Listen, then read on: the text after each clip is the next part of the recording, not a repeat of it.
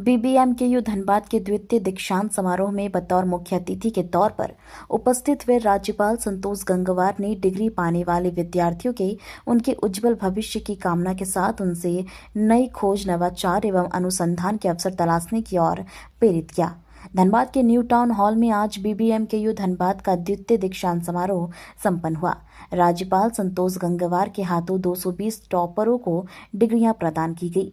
इस अवसर पर विद्यार्थियों को संबोधित करते हुए राज्यपाल ने डिग्री पाने वाले विद्यार्थियों से यह अपेक्षा करते हुए कहा कि हर एक शिक्षित युवा समाज के कम से कम एक बच्चे को शिक्षा का दायित्व अपने ऊपर अवश्य ले। यदि एक शिक्षित युवा समाज के एक एक बच्चे का भविष्य संवारने का संकल्प ले तो अशिक्षा जाएगी और असमानता की जड़ें स्वतः कमजोर पड़ जाएगी। उन्होंने कहा कि शिक्षा का उद्देश्य केवल व्यक्तिगत उन्नति तक सीमित नहीं रहनी चाहिए, बल्कि समाज और राष्ट्र के लिए प्रेरणा बननी चाहिए। राज्यपाल ने इस दौरान कहा कि राज्य के कुछ विश्वविद्यालय में प्रोफेसर और कुलपति की कमी जल्द दूर होगी। राज्यपाल संतोष गंगवार ने इसके संकेत भी दिए हैं। मीडिया से बात करते हुए राज्यपाल ने कहा कि जहां जहां भी प्रोफेसर कुलपति की कमी है, वहां अगले माह तक नियुक्ति प्रक्रिया पूरी कर ली जाएगी। वहीं दीक्षांत समारोह में 220 गोल्ड मेडल और उपाधियां प्रदान की गई। इसमें पीएचडी के 35 छात्र, 3 एकेडमिक सत्रों के 3 बेस्ट पीजी छात्र और 3 बेस्ट यूजी छात्र के अलावा एमबीबीएस के 5, एलएलबी के 4 तथा बीएड, एमएड, बीसीए और बीबीए के 3-3 विद्यार्थियों को गोल्ड मेडल दिया गया। साथ ही यूजी के 3 एकेडमिक सत्रों से 78 और पीजी के 3 एकेडमिक सत्रों से 80 विद्यार्थियों को डिग्री प्रदान की गई। दीक्षांत समारोह में पहली बार यूजी के विभागवार टॉपर्स को भी गोल्ड मेडल देकर सम्मानित किया गया। विद्यालयों के सत्र नियमित हो और सही ढंग से प्रक्रिया हो, इस दिशा में काम हो रहा है।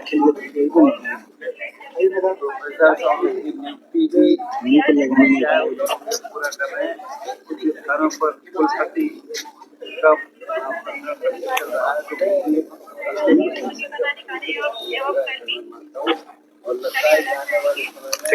अरे रुकिए ना महाराज, देखिए जिन्हें उपाधि दी है सर, जिन छात्रों को, उनके लिए क्या करें? उन बच्चों के लिए बहुत बहुत शुभकामनाएं, प्रगति करें और वास्तव में हायर एजुकेशन में हमारे राज्य में बच्चों की पढ़ाई की दिशा में कुछ कमी है। बच्चे कम दाखिला लेते हैं, उस दिशा में प्रयास कर रहे हैं और वास्तव में मेरी शुभकामनाएं उनके लिए है कि वो आने वाले समय में प्रगति करें। एमबीबीएस 2021 बैच के बैच टॉपर थे और गोल्ड मेडल मिला है। मेरे को बहुत अच्छा लगा। राज्यपाल का हाथों से इस तरह के सम्मानित करने का मेहनत किए थे तो इसका फल मिला है। अच्छा लगा सर, हम लोग को आगे के लिए अच्छा विश किए हैं। कहाँ से?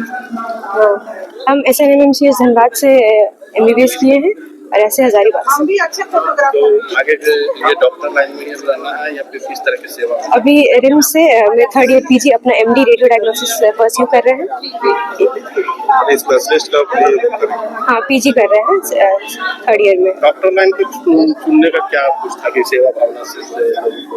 यही एक सर्विस है जिसमें आप कम्युनिटी से बहुत क्लोजली मिल सकते हैं, लोगों का डायरेक्टली हेल्प कर सकते हैं, तो इसीलिए। क्या नाम? Doctor Simran. Thank you. Actually हम लोग 1922 सेशन से हैं और मैं यूजी टॉपर हूँ।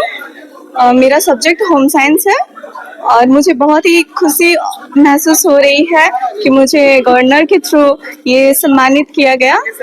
और ये देखिए हमारा गोल्ड मेडल।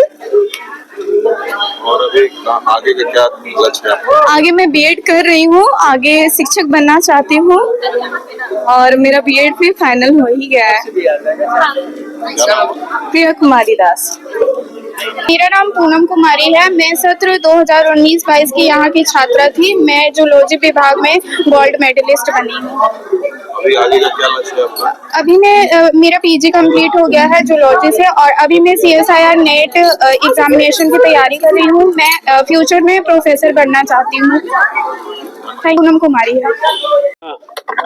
विश्वविद्यालय द्वारा आयोजित इस कार्यक्रम में बतौर मुख्य अतिथि झारखंड के विश्वविद्यालय के कुलाधिपति राज्यपाल महोदय महामहिम उनके द्वारा सभी विद्यार्थियों को शोधार्थियों को प्रमाण पत्र वितरित किया गया। मैं उनको उनके उज्जवल भविष्य के लिए शुभकामनाएं देता हूं और वो अपने भविष्य में जिस पद को धारण करेंगे, जिस कार्य को करेंगे, निर्वहन करेंगे, उसका पूरी निष्ठा और ईमानदारी पूर्वक कार्य करेंगे।